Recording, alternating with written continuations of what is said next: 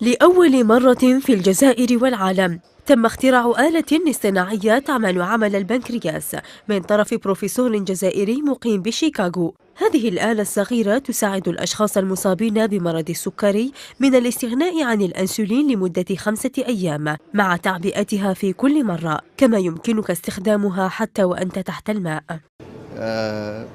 C'est un appareil qui est innovant، يعني حاجة جديدة في هنايا ولا في الأمريكان.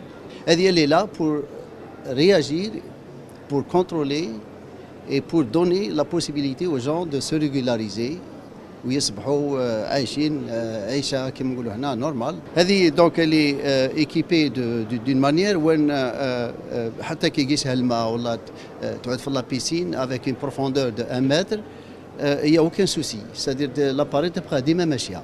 هذا الاختراع الطبي لمرضى السكري رحبت به وزارة الصحة، حيث قامت بتسهيلات للبروفيسور عميروش من أجل صدور آلة البنكرياس الذكية في المخابر الجزائرية.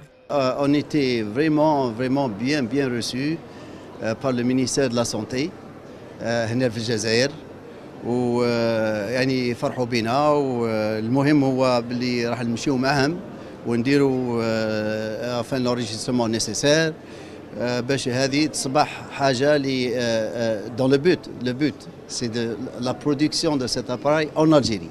الاختراع الطبي الأول والفريد من نوعه الذي رحبت به وزارة الصحة من شأنه أن يعيد الأمل لمرضى السكري بعد أن خاب أملهم عديد المرات من الإشاعات بالشفاء من داء العصر.